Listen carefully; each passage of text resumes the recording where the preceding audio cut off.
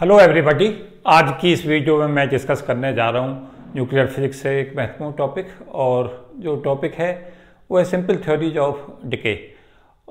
जो यूनिट 2 है उसका ये फर्स्ट सब यूनिट है, और इसमें मैं डिस्कस करूँगा कि हमारी क्या क्या थ्योरीज हैं और क्यों वेरियस फिनोमेना होते हैं, वेरियस फिनोमेनाओं के कारण क्या क्या इम्पैक्ट पड़ता है। तो ये सब चीज़ें मैं इसमें डिस्कस करूँगा। सभी स्टूडेंटों के लिए काफ़ी बेनिफिट ये वीडियो देगी, चाहे वो गेट नेट बार्क जैसे स्टिफर के स्टूडेंट हों, चाहे वेरियस यूनिवर्सिटी में जो एमएससी की प्रिपरेशन कर रहे हैं स्टूडेंट्स, एमएससी के स्टूडेंट्स हैं उनके लिए, और बीएससी के स्टूडेंट्स के लिए, खासतौर से आईआईटी जेम के लिए भी काफ़ी बेनिफिट देगी, ऐसा मेरा विश्वास है। तो साथ साथ ये भी डिस्कस करूँगा कि यहाँ से क्या क्या क्वेश्चंस कंपटीशंस की दुनिया में आते रहते हैं, उन्हें भी मैं बताना चाहूँगा। तो सबसे पहले थोड़ा मैं फिजिक्स इसका एलोबरेट करता हूँ, बताता हूँ किस तरीक़ा से फिजिक्स इसकी जनरेट होती है। तो हम सब जानते हैं कि जो न्यूक्लियस है ये मिलकर बना होता है न्यूट्रॉन और प्रोटॉन से। न्यूक्लियस के अंदर जो होते हैं वो न्यूट्रॉन और प्रोटॉन होते हैं, और न्यूट्रॉन और प्रोटॉन में साथ साथ ये भी जानते हैं हम कि चारों तरफ जो न्यूक्लियस है उसके चारों तरफ इलेक्ट्रॉन रिवॉल्व करते हैं। तो न्यूक्लियस की जो स्टेबिलिटी है उसका जो कॉज होता है वो भी हम सब जानते हैं, सब वाफिक हैं, वो न्यूक्लियर फोर्स से होता है। और जो न्यूक्लियस के अंदर पाई मेसोन एक्सचेंज होता है, पाई मेसोन एक्सचेंज के कारण एक अट्रैक्टिव फोर्स पैदा होता है, और जो पाई मेसोन एक्सचेंज के कारण अट्रैक्टिव फोर्स पैदा होता है वो न्यूक्लियर फोर्स कहलाता है, और वही न्यूक्लियस की स्टेबिलिटी के लिए मेनली कारण होता है। उसके साथ साथ जो न्यूक्लियस की अनस्टेबिलिटी है उसका जो बड़ा कारण होता है वो होता है प्रोटॉन प्रोटॉन के बीच में रिपल्सन, क्योंकि न्यूक्लियस के अंदर जो चार्ज है वो प्रोटॉन के ऊपर पॉजिटिव चार्ज है और न्यूट्रॉन चार्जलेस होता है। तो जिसके चलते बेसिकली जो प्रोटॉन प्रोटॉन रिपल्सन है उस प्रोटॉन प्रोटॉन रिपल्सन के कारण जो न्यूक्लियस है वो अनस्टेबलाइज होता है।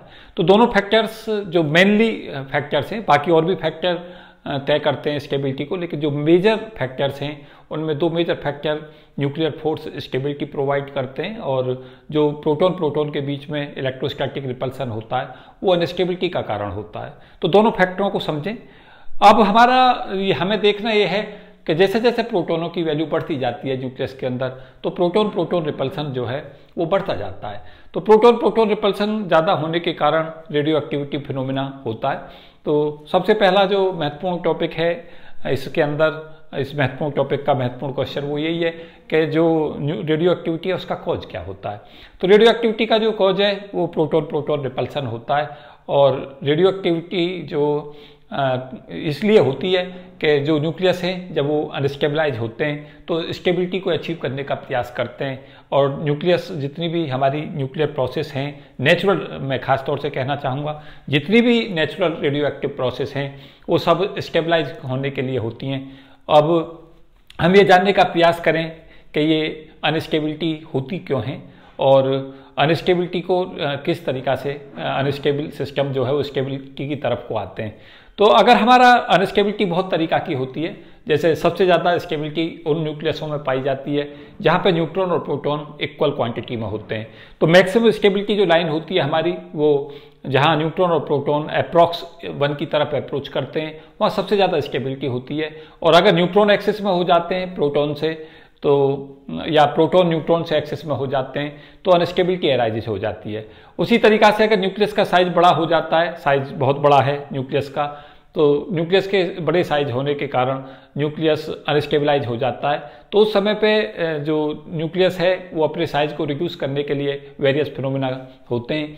तो जो हमारा अल्फा डिके होता है उसका जो कॉज होता है वो यही होता है कि जो हमारा साइज है जब न्यूक्लियस का वो बहुत बड़ा होगा तो big size of the nucleus जो है वो रिड्यूस होने का प्रयास करता है कि वो थोड़ा उसका साइज कम हो जाए। अगर वो एक बार में कम नहीं होता तो फिर सतत प्रोसेस होती रहती है, और जब तक वो मैक्सिमम स्टेबल नहीं हो जाता, एक पर्टिकुलर साइज ऑब्टेन नहीं कर लेता, तब तक वो प्रोसेस होती रहती है। तो हम सब ये भी जानते हैं कि जो हमारा रेडियो एक्टिव सीरीज होती हैं उनके अंदर अल्फा डिके और बीटा डिके चलते रहते हैं, और जब तक वो लास्ट जो हमारा स्टेबलाइज न्यूक्लियस है उस तक नहीं पहुंच जाते तब तक वेरियस जो हमारी सीरीज फॉर्मेशन होता है। तो ये भी हमें ये इंडिकेट करता है कि जो दुनिया की जितनी भी प्रोसेस है, नेचुरल प्रोसेस हैं, वो अनस्टेबिलिटी से स्टेबलाइज होने के लिए प्रयासरत हैं। तो इस कंसेप्ट को बहुत अच्छे से समझ लें। मैं साथ साथ ये भी बताना चाहूँगा कि जो मेजर फिनोमिना हैं वो हमारे alpha decay, beta decay, gamma decay, positron emission, orbital electron capture, auger effect, ये मेजर फिनोमेना हैं जो न्यूक्लियस के अंदर होते हैं, जो न्यूक्लियर प्रॉपर्टी कहलाती हैं। उनमें सबसे पहली जो मैं डिस्कशन दे रहा हूँ वो है हमारा अल्फा डिके। तो अल्फा डिके में अभी मैं डिस्कस कर ही रहा था कि अल्फा डिके का जो कॉज है वो होता है हमारा जब न्यूक्लियस का साइज बड़ा होता है, तो बड़े साइज को रिड्यूस करने के लिए हमारा न्यूक्लियस अल्फा डिके करता है। तो यहाँ पे मैंने बताया है कि अल्फा डिके जो होता है उसमें फिनोमेना जो होता है जब न्यूक्लियस का साइज टू लार्ज होता है, और एमिशन जो अल्फा पार्टिकल का होता है वो साइज को रिड्यूस करता है। जब हम फिनोमेना को एक्सप्लेन करते हैं मैथमेटिकल फॉर्म में तो एक्स जेड को लिखते हैं। एक्स जेड पेरेंट्स न्यूक्लियस है, और ये जो डॉटेड न्यूक्लियस में ब्रेक होता है वो उसमें Z-2 हो जाता है, मीन्स प्रोटॉनों की तादाद जो है वो 2 कम हो जाती है, और जो टोटल न्यूक्लियनों की संख्या है वो 4 कम हो जाती है, क्योंकि जो अल्फा पार्टिकल है जो हमारा हीलियम न्यूक्लियस कहलाता है और उसका जो कॉन्फ़िगरेशन होता है वो 2He4 होता है। तो अगर हम इसको बैलेंस करने का प्रयास करें तो Z-2 + 2 जो होगा वो Z हो जाएगा, तो ये बैलेंस होगी, और A-4 को अगर हम 4 से ऐड करें तो वो हमारा A हो जाएगा। तो ये हमारी बैलेंस है, क्योंकि Z और A को हम बैलेंस करके भी देखते हैं, तो ये हमारी फिनोमेना होगा। इसका हम एक एग्जाम्पल ले सकते हैं कि हमारा यूरेनियम 9238 है जिसके अंदर Z की वैल्यू 92 और जो एटॉमिक इसका मास नंबर है वो 238 है। तो ये जो डिके हो जाता है वो थोरियम में हो जाता है, थोरियम 90 और 234, जहाँ Z की वैल्यू 90 है और ये जो है टोटल न्यूक्लियनों की संख्या वो 234 है + 2He4। तो ये एग्जाम्पल है, इसमें हम देख रहे हैं कि यूरेनियम 9238 जो है उसका साइज बड़ा है और साइज को रिड्यूस करने के लिए 2He4 का डिके करता है, और उसके साथ साथ हमारा ये फॉर्मेशन हो जाता है डॉटेड न्यूक्लियस का। अगर ये हमारा स्टेबल नहीं होता तो ये फर्दर फिर इसका डिके चलता रहता है। और साथ साथ ये भी जानें कि कुछ ऐसा भी हो सकता है कि एक पर्टिकुलर सैंपल है, उस सैंपल के अंदर ऐसा भी संभव है कि कुछ न्यूक्लियस जो है वो अल्फा डिके में के साथ डिसइंटीग्रेट करें, और कुछ ऐसा संभव है कि कुछ बीटा डिके भी उसी समय पे शो कर रहे हों। तो अगर ऐसा होता है तो हम उसे रेडियो एक्टिव ब्रांचिंग कहते हैं। तो कॉम्पिटिशन्स में क्वेश्चंस आते हैं रेडियो एक्टिव ब्रांचिंग में, मैंने पहले भी कुछ वीडियो अपलोड किए हैं, वहाँ पर भी आप देख सकते हैं उन्हें। तो रेडियो एक्टिव ब्रांचिंग जो है ये फिनोमेना ये होता है कि अगर किसी समय पर एक न्यूक्लियस है और वो पर्टिकुलर न्यूक्लियस अल्फा डिके में हो सकता है, उसी सैंपल में कुछ पर्टिकुलर न्यूक्लियस ऐसे हो सकते हैं जो बीटा डिके शो कर रहे हों। तो ये हमारा एक ही इंस्टेंट के ऊपर एक सैंपल के अंदर अल्फा डिके और बीटा डिके जब हमारा साइमल्टेनियसली होता है एक ही मोमेंट के ऊपर, वो हमारा रेडियो एक्टिव ब्रांचिंग कहलाती है। इसके अंदर जो हमारा ये अल्फा पार्टिकल आता है इसकी जो काइनेटिक एनर्जी होती है, कॉम्पिटिशन्स में क्वेश्चन इस पर जनरली पूछा जाता है, काइनेटिक एनर्जी अल्फा पार्टिकल की होती है A-4/A × Q। Q वैल्यू हम प्रोसेस की कैलकुलेट करते हैं अगर हमारा इनिशियल मास न्यूक्लियस का, पेरेंट न्यूक्लियस का Mi है, और जो हमारा डॉटेड न्यूक्लियस है उसका मास Mf है, और जो अल्फा पार्टिकल है उसका अगर मास हमारा Mx है, तो हम सबसे पहले इसका मास डिफेक्ट कैलकुलेट करते हैं, और मास डिफेक्ट कैलकुलेट करने के बाद इनिशियल मास और फाइनल मास दोनों का अंतर कैलकुलेट करने के बाद उसे c² से मल्टीप्लाई करते हैं, तो वहाँ से हमें Q वैल्यू मिल जाती है। कई बार प्रोसेस के अंदर Q वैल्यू पूछ लेता है, तो याद रखें कि Q वैल्यू जो होती है वो Mi - Mf - Mx × c² होती है, और जहाँ Mi मास होता है initial mass of the parent nucleus, और Mf जो होता है वो डॉटेड न्यूक्लियस का मास, और Mx जो मास है वो अल्फा पार्टिकल का। ये Q वैल्यू का फॉर्मूला था। और काइनेटिक एनर्जी जो हमारा ये अल्फा पार्टिकल एमिट होता है Q वैल्यू के टर्म्स में उसका फॉर्मूला होता है A-4/A × Q। इस पर कॉम्पिटिशन्स में बहुत बार क्वेश्चंस पूछे जाते हैं, कई बार Q देता है और प्रोसेस लिख देता है, तो प्रोसेस को देखने के बाद में हम क्या करें कि Q वैल्यू हमें क्वेश्चन में दी होगी, ए हम प्रोसेस के साथ देख सकते हैं, या कई बार ए बता भी देता है कि टोटल न्यूक्लियनों की संख्या इतनी है। उसके बाद काइनेटिक एनर्जी और अल्फा पूछता है, तो ये फॉर्मूला सिंपली अप्लाई करें।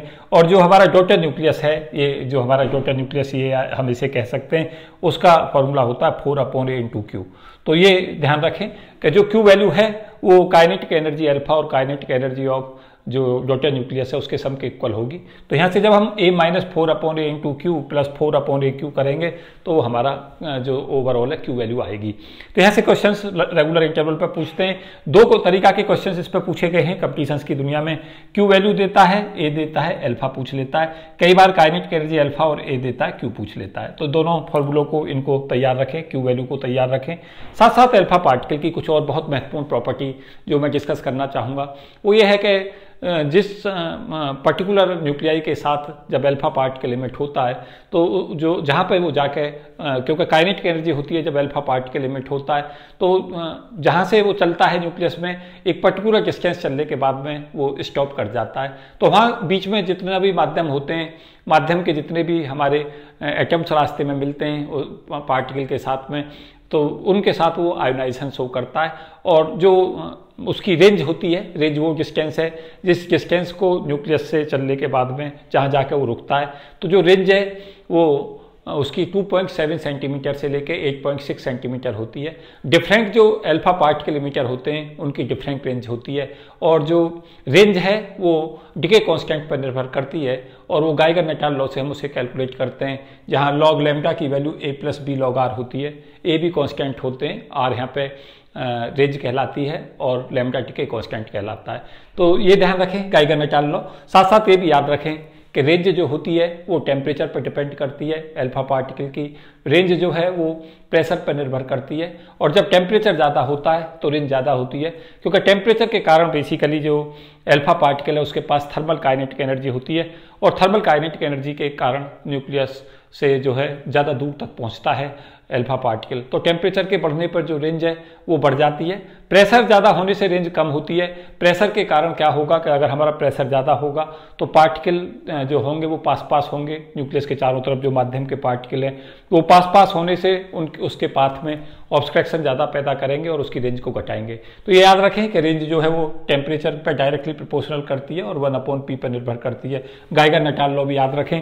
साथ साथ कुछ इंपॉर्टेंट प्रॉपर्टीज़ की अल्फा पार्टिकल की वो भी ऑलवेज याद रखें कि अल्फा पार्टिकल जो होता है वो हमारा हीलियम न्यूक्लियस होता है। साइज इसका क्योंकि 2 न्यूट्रॉन 2 प्रोटॉन से मिलकर बना होता है तो इसका जो एप्रिसिएबल साइज होता है और मास जो है अल्फा बीटा गामा में अगर हम देखें या बाकी के पार्टिकलों में देखें तो ये थोड़ा बड़े साइज का होता है, इसलिए साइज रिड्यूस करने के काम भी आता है। इसलिए हम इसे कहते हैं कि न्यूक्लियस जब लार्ज साइज का होता है तो अपने साइज को रिड्यूस करने के लिए होता है। इसकी जो थ्योरी है वो क्वांटम मैकेनिकली जो एक्सप्लेनेशन है वो गैमो ने दी थी। मैंने कुछ वीडियो डाल रखी हैं गैमो थ्योरी के ऊपर, तो उनको भी आप देख सकते हैं मेरी वीडियो में। तो इंपॉर्टेंट है वो सब थ्योरीज। साथ साथ ये भी याद रखें कि इसकी जो पेनिट्रेशन पावर है वो स्मॉल होती है क्योंकि बड़े साइज के कारण इसका पेनिट्रेशन पावर जो है वो कम रहता है, लेकिन क्योंकि साइज बड़ा होता है तो इसकी आयोनाइजेशन पावर जो है बीटा गामा के मुकाबले ज़्यादा होती है। ये भी याद रखें। फोटोग्राफिक प्लेट पर जो इसका इफेक्ट है वो कम पड़ता है और ये जो है फ्लोरेसेंस की प्रॉपर्टी को शो करता है। तो ये सब चीज़ें भी हमें पता होनी चाहिए, ये सब इम्पोर्टेंट हैं। और अगर हमें एक्सप्लेन करने के लिए डिटेल में पूछता है, अगर हमें रिटन एग्जाम में देना है, तो इन सब चीज़ों को आप अल्फा डिके में समझा सकते हैं, जो चीज़ें मैं बता रहा था। और साथ साथ गैमो थ्योरी भी इसमें देख लें। मेरी गैमो थ्योरी पे कुछ लेक्चर्स हैं ऑलरेडी, उनको भी देखें, वो भी काम के लेक्चर्स हैं काफ़ी। कई बार कंपटीशंस में खासतौर से PCS के जो स्टूडेंट्स हैं वहाँ पे गैमो थ्योरी पूछी जाती है। तो ये मैं क्वालिटेटिव एक्सप्लेनेशन है, वहाँ पे क्वांटिटेटिव मैथमेटिकल डिस्क्रिप्शन के साथ मैंने उसे डिस्कस कर रखा है। मैं सेकंड पॉइंट पर डिस्कस करना चाहूँगा यहाँ बीटा डिके, कि बीटा डिके जो होता है वो क्यों होता है। बेसिकली जो बीटा डिके होता है उस बीटा डिके का जो कारण है वो है कि जब अगर न्यूक्लियस जो है सबसे ज़्यादा स्टेबल जब होता है जब न्यूट्रॉन और प्रोटॉन जो है वो इक्वल मात्रा में हो न्यूक्लियस के अंदर। लेकिन अगर न्यूट्रॉन की वैल्यू बढ़ती चली जाती है और प्रोटॉन कंपैरेटिवली कम रह जाते हैं तो न्यूट्रॉन जो है वो डिके होने लगता है न्यूक्लियस के अंदर और न्यूट्रॉन डिके हो जाता है प्रोटॉन, इलेक्ट्रॉन और एंटी न्यूट्रिनो में। तो ये बीटा डिके का जो कारण है वो है कि न्यूक्लियस के अंदर न्यूट्रॉनों का एक्सेस में होना। और जो फिनोमेना होता है उसका कॉज ये होता है कि जब न्यूट्रॉन एक्सेस में होते हैं तो न्यूट्रॉन डिके कर जाता है प्रोटॉन में, जिससे प्रोटॉन की वैल्यू बढ़ जाती है और न्यूट्रॉनों की वैल्यू कम होती है, जिससे n/p की रेशो 1 की तरफ को अप्रोच करती है। मैं इस डायग्राम पे एक्सप्लेन भी करूंगा इसे। साथ साथ ये भी बताना चाहूँगा कि जब न्यूट्रॉन प्रोटॉन में ट्रांसफॉर्म होता है न्यूक्लियस में तो इलेक्ट्रॉन और एंटी न्यूट्रिनो पैदा होते हैं। इस इलेक्ट्रॉन के पास जो उसका साइज है न्यूक्लियस का, उस साइज के अंदर ये स्टे नहीं कर सकता, तो ये बाहर निकल जाता है और ये जो है हमारा क्या कहलाता है, बीटा रेज कहलाती है। तो ये याद रखें, काफ़ी इंपॉर्टेंट फिनोमेना है। XZ जो पेरेंट न्यूक्लियस है वो डॉटर न्यूक्लियस में टूटता है तो Z यहाँ पे 1 बढ़ जाता है, A सेम रहता है, इलेक्ट्रॉन और एंटी न्यूट्रिनो मिलते हैं। इसका एग्जाम्पल दे रखा है यहाँ पे कि कार्बन 614, कार्बन जिसमें Z की वैल्यू 6 है और टोटल न्यूक्लियन अगर 14 है तो न्यूट्रॉन में डिके करता है, इलेक्ट्रॉन और एंटी न्यूट्रिनो के साथ में ये फिनोमेना पूरा कंप्लीट होता है। तो याद रखें कि बीटा डिके का कारण क्या है। बीटा डिके में Z की वैल्यू जो है पेरेंट्स न्यूक्लियस के मुकाबले टोटल में Z1 बढ़ जाता है और न्यूट्रॉनों की संख्या घट जाती है। तो ये ध्यान रखें। मैं इसे यहाँ से डिस्कस करना चाहूँगा।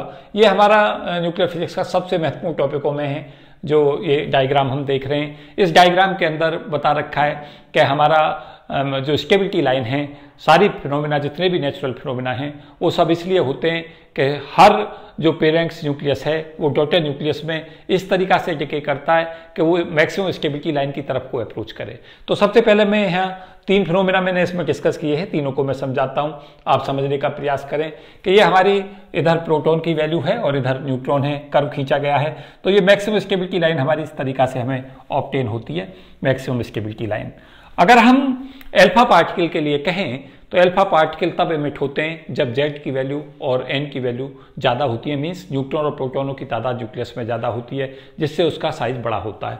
तो यहाँ पे हम देख रहे हैं कि अगर Z की वैल्यू ज़्यादा है और N की वैल्यू ज़्यादा है, सपोज किया पेरेक्स न्यूक्लियस यहाँ पे है, तो क्या होगा कि अगर पेरेक्स न्यूक्लियस स्टेबिलिटी लाइन से इधर की तरफ है और यहाँ पे N की वैल्यू को 2, न्यूट्रॉनों की वैल्यू को 2 कम करता है, A की जो हमारा न्यूट्रॉन की वैल्यू 2 कम होती है और Z की वैल्यू अगर 2 कम होती है तो पेरेंट्स न्यूक्लियस यहाँ डॉटर न्यूक्लियस में आता है और जो डॉटर न्यूक्लियस आ रहा है वो मैक्सिमम स्टेबिलिटी लाइन की तरफ को अप्रोच कर रहा है। तो जो यहाँ से शुरू हुआ था सिलसिला वो यहाँ पे आ गया इधर की तरफ को। तो यहाँ से हम देख रहे हैं कि पेरेंट्स न्यूक्लियस स्टेबिलिटी लाइन से थोड़ा हटके था, लेकिन जो डॉटर न्यूक्लियस मिल रहा है वो मैक्सिमम स्टेबिलिटी लाइन की तरफ को अप्रोच कर रहा है, जिससे हमें ये पता चलता है कि जो फिनोमेना हो रहा है वो इसलिए हो रहा है कि जो पेरेंट्स न्यूक्लियस हैं वो अल्फा पार्टिकल इसलिए एमिट कर रहे हैं क्योंकि उनमें साइज बड़ा है और वो साइज रिड्यूस के साथ साथ मैक्सिमम स्टेबिलिटी लाइन की तरफ को आ रहे हैं, जिससे क्या हो कि जो हमारा डॉटर न्यूक्लियस का फॉर्मेशन हो वो स्टेबल सिस्टम की तरफ को अप्रोच करे जहाँ पे स्टेबिलिटी ज़्यादा हो। तो मैं जो लगातार बोलता रहता हूँ कि सारे फिनोमेना मैक्सिमम स्टेबिलिटी की तरफ को होते हैं, तो वो यहाँ पे एक बार उसका प्रूफ फिर से मिलता है।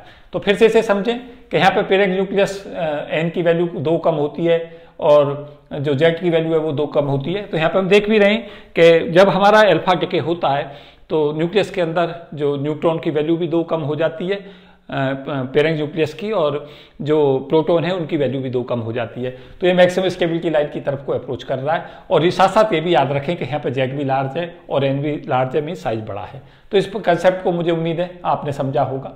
साथ साथ ये याद रखें कि जो हमारा पॉजिटिव बीटा डिके होता है उसमें हम यहाँ पे देखें कि पॉजिटिव बीटा डिके या इलेक्ट्रॉन कैप्चर जब होता है तो इसके अंदर यहाँ पेरेंट्स न्यूक्लियस होता है। पेरेंट्स न्यूक्लियस में जब हमारी Z की वैल्यू कम हो जाती है और N हमारा 1 बढ़ जाता है और Z हमारा अगर 1 डिक्रीज हो जाता है तो ये पॉजिटिव बीटा डिके होता है या हमारा इलेक्ट्रॉन कैप्चर होता है।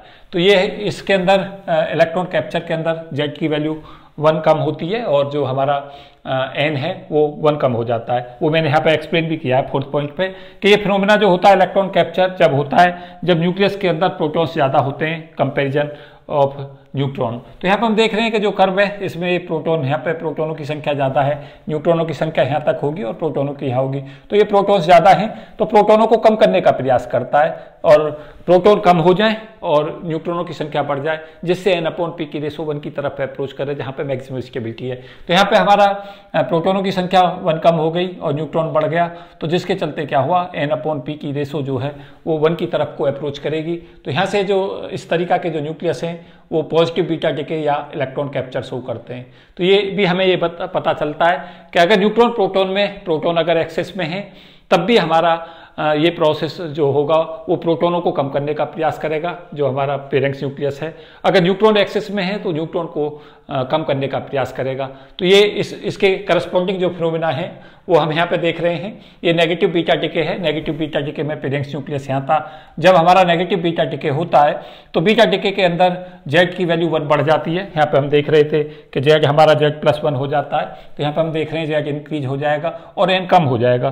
तो न्यूट्रॉन की जो वैल्यू है वो कम होती है। यहाँ से हम देख सकते हैं कि न्यूट्रॉन कम होता है, प्रोटॉन बढ़ता है। तो यहाँ पे जब हमारा न्यूट्रॉन ज़्यादा हैं, इस कर्व में भी हम देख सकते हैं कि यहाँ से यहाँ तक न्यूट्रॉनों की संख्या होगी, यहाँ से यहाँ तक प्रोटॉनों की संख्या होगी।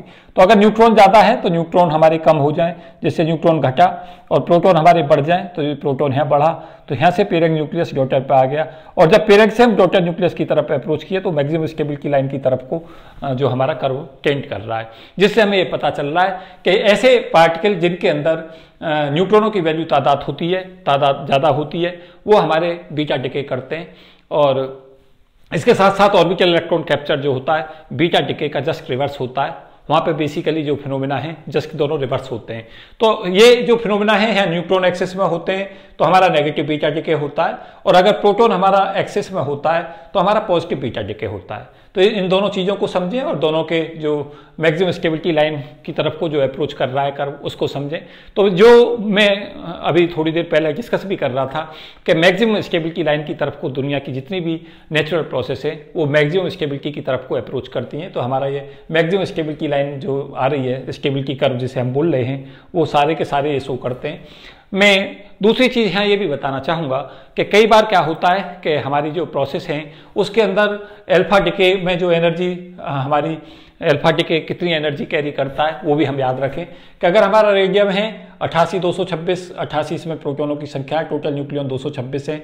ये Rn रेडॉन में जो है डिके करता है जिसका Z 86 और A जो है टोटल न्यूक्लियनों की संख्या 222 है। तो ये दो तरीका से प्रोसेस में आता है, या तो ये सीधा का सीधा यहाँ से यहाँ डिके कर जाता है और 4.10 मेगा इलेक्ट्रॉन वोल्ट का अल्फा पार्टिकल जो है वो इमिट कर देता है, या इसके पास से सेकंड विकल्प ये होता है कि ये एक्साइटेड एनर्जी लेवल में आता है जहाँ पे 4.61 MeV mega electron volt energy emit करता है, और फिर ये हमारा हायर एनर्जी स्टेट से जो एक्साइटेड एनर्जी में आया, हायर से एक्साइटेड में, और फिर एक्साइटेड एनर्जी को ग्राउंड में इतनी एनर्जी का फोटोन गामा रेडिएशन इमिट करता हुआ ये हमारा ग्राउंड स्टेट में आ जाता है। ये एनर्जी रेडिएट करता है गामा फॉर्म में और एनर्जी उसकी होती है फोटोन की hν।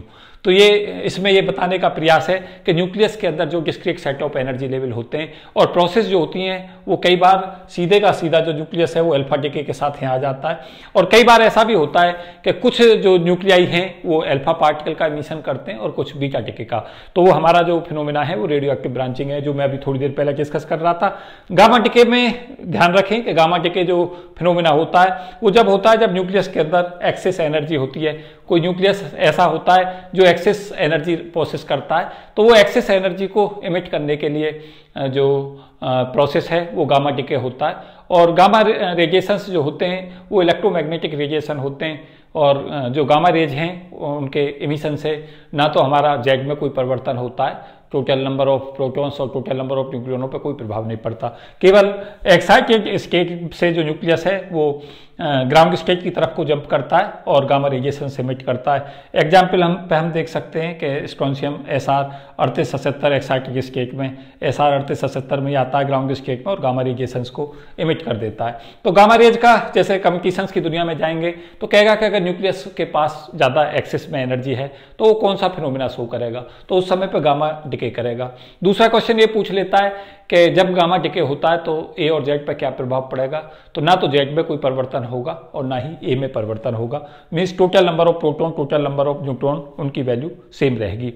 इलेक्ट्रॉन कैप्चर में मैं जैसा कि बता चुका हूं कि न्यूक्लियस के अंदर जो है जब प्रोटॉन्स ज़्यादा होंगे न्यूट्रॉन के मुकाबले, तो जब प्रोटॉन्स ज़्यादा होंगे और न्यूट्रॉन जो है वो कम होंगे तो N/P की रेशो लेस जो होगी वो 1 बड़ा होगा N/P की रेशो के मुकाबले, और कैप्चर होगा उस समय पे इलेक्ट्रॉन बाय प्रोटॉन्स न्यूक्लियस के अंदर, और प्रोटॉन जो है वो न्यूट्रॉन में चेंज हो जाएगा। वो यहाँ पे प्रोसेस समझा रखी है कि XZA जो ऑर्बिटल इलेक्ट्रॉन कैप्चर भी हम इसे कहते हैं कि जो ऑर्बिट में जो इलेक्ट्रॉन होता है के ऑर्बिट का उसको कैप्चर कर लेता है न्यूक्लियस, और न्यूक्लियस का प्रोटॉन कैप्चर करता है और न्यूट्रॉन में कन्वर्ट हो जाता है। तो XZA इलेक्ट्रॉन को कैप्चर कर लेता है। यहाँ पे जो प्रोटॉनों की संख्या है वो Z-1 हो जाती है, और जो न्यूट्रॉनों की संख्या है वो ऑब्वियसली जब वो प्रोटॉन हमारा कैप्चर हो जाएगा तो प्रोटॉन इलेक्ट्रॉन को कैप्चर करने के बाद न्यूट्रॉन का फॉर्मेशन कर लेगा, तो वहाँ पे जो हमारी N/P की रेशो 1 की तरफ अप्रोच करेगी। इसका एग्जाम्पल हम ले सकते हैं, कॉपर जो है 2964 इलेक्ट्रॉन को कैप्चर करके निकल 2864 बना लेता है। ये इसका एक एग्जाम्पल है प्रोसेस का कि कॉपर जिसका Z29 था और टोटल न्यूक्लियन 64 थे, वो इलेक्ट्रॉन को कैप्चर करने के बाद में निकल में चेंज हो जाता है। पॉजिट्रॉन एमिशन तब होता है जब हमारा Pn/n की रेशो 1 से ज़्यादा होती है, और इसके अंदर जो XZ है जो पेरेंट न्यूक्लियस है उसमें Z1 बढ़ जाता है, और साथ साथ हम ये भी ध्यान दें कि जो हमारा जेड है वो चेंज हो जाएगा और जेड जो है Z+1 में चेंज हो जाएगा। मैं साथ साथ ये भी बताना चाहूँगा कि इसका एग्जाम्पल कॉपर 2964 का निकल में कन्वर्जन है और +1 E0 जो है ये हम इसमें देख सकते हैं कि यहाँ जो जेड है वो हमारा जो इसमें एग्जाम्पल में देख रहे हैं यहाँ हमारा +1 E0 होगा और ये हमारा Z-1 होगा। ये ध्यान दें कि Z की जो वैल्यू है XZA वो हो जाएगी हमारी YZ-A +1 E0 प्लस ये हमारा आ जाएगा। साथ साथ ये याद रखें कि जब पॉजिट्रॉन होता है तो उसके साथ न्यूट्रिनो इमिट होता है और जो इलेक्ट्रॉन होता है उसके साथ में जो है एंटी न्यूट्रिनो इमिट होता है। तो ये हमारे इसके एग्जाम्पल हो जाएंगे। इसको देख सकते हैं, यहाँ पे हमारा एग्जाम्पल था कॉपर 2964 का, तो ये कॉपर हम देख रहे हैं ये जो चेंज हुआ है वो निकल में हुआ, तो यहाँ Z1 कम हुआ है, A सेम रहा है और +1 E0 प्लस एंटी न्यूट्रिनो। तो ये जो वैल्यू है ये हमारे जो फिनोमिना है इसमें हम देख सकते हैं कि जो पॉजिटिव बीटा डिके है उसके पॉजिटिव बीटा डिके के अंदर यहाँ पे भी देख रहे हैं हम Z1 कम होता है और ए जो है वो हमारा N1 बढ़ जाता है। तो यहाँ पे जो प्रोसेस है उसमें सेटिस्फाई करके देख लें कि Z जो है वो Z-1 से चेंज हुआ है और +1 E0। तो ये हमारी बैलेंस है। Z-1 में जब हम 1 जोड़ देंगे तो ये हमारा Z बन जाएगा। तो ये बैलेंस है प्रोसेस। मैं 2-3 बातें और साथ साथ बताना चाहूँगा कि जो हमारा न्यूट्रॉन है उसके जब न्यूट्रॉन का डिके होता है तो उसके साथ एंटी न्यूट्रिनो बनता है और जब हमारा इलेक्ट्रॉन है उसके साथ सदा एंटी न्यूट्रिनो आएगा। जब हमारा पॉजिट्रॉन होगा उसके साथ सदा न्यूट्रिनो आएगा। इसको ऑलवेज याद रखें, ये हमारे लिए इंपॉर्टेंट है। मैं आगे इसकी फिजिक्स डिस्कस करूंगा डिटेल में। तो काफ़ी महत्वपूर्ण और काफ़ी इंफॉर्मेटिव ये लेक्चर था। मुझे उम्मीद है कि निश्चित तौर से आपको बेनिफिट देगा, आपको कंसेप्ट जो है वो समझाने में मदद करेगा। तो ये भी ध्यान रखें कि खास तौर से जो MSc के स्टूडेंट्स हैं वो देख लें कि अगर पेपर के अंदर हमें थोड़ा एलोब्रेशन ज़्यादा देना है, मीन्स क्वेश्चन अगर हमारा ज़्यादा मार्क्स में पूछा गया है तो उस समय पे सदा ध्यान रखें कि जो हमारा क्वेश्चन अगर ज़्यादा मार्क्स में पूछता है तो उस समय पे इसको इलोबरेट करते चले जाएं। जैसे हमारा अल्फा डिके है उसकी कुछ प्रॉपर्टीज हम लिख सकते हैं कि उसी तरीक़ा से बीटा की भी कुछ प्रॉपर्टी हम इसमें लिख सकते हैं, गामा रेंज की भी लिख सकते हैं। तो ये इस तरीक़ा से इसको थोड़ा और इलोबरेट कर सकते हैं। जो ऑर्बिटल इलेक्ट्रॉन कैप्चर है उसके साथ साथ ऑगर इफेक्ट भी दे सकते हैं अगर हमारा डिस्कशन हमें थोड़ा एलोब्रेशन करना है। और अगर शॉर्ट देना है तो इस डायग्राम को और प्रोसेसर को समझा दें और फिनोमिनाओं के कारण समझा दें कि ये फिनोमिना कब होगा और उसके एक एक एग्जाम्पल दे दें। तो आप पेपर के हिसाब से रिक्वायरमेंट देखें, खासतौर से MSc के स्टूडेंट्स, कॉम्पिटिशन्स के स्टूडेंट्स भी यही देखें कि अगर हमारा क्वेश्चन ज़्यादा उसमें आता है। और जो स्टूडेंट्स 2 तरीका का कंपटीशन होता है, एक हमारा रिटन एग्जाम का कंपटीशन और एक हमारा होता है कंसेप्चुअल। तो कंसेप्चुअल वाले में मैंने काफ़ी कंसेप्ट इसमें कवर करने का प्रयास किया है और थ्योरेटिकल इनोवेशंस भी समझाया है, डायग्राम से समझाने का प्रयास किया है। तो डायग्राम और इन सब चीज़ों को जब आप लेकर डिस्कस करेंगे तो मुझे उम्मीद है कि आप इसको बहुत बेटर तरीके से इसे समझा पाएंगे। तो इस वीडियो में इतना ही, आगे कुछ और वीडियो में इसमें अपलोड करूँगा। तो इसके ऊपर कमेंट करें, बताएँ आपको ये वीडियो कैसा लगा और साथ साथ अपनी रिक्वायरमेंट को आगे बताते रहें। मैं और कुछ वीडियो इंपॉर्टेंट वीडियो अपलोड करूँगा कॉम्पिटिशन्स के लिए भी और MSc और BSc के स्टूडेंट्स के लिए भी। Thank you and best wishes for all of you. जय हिंद।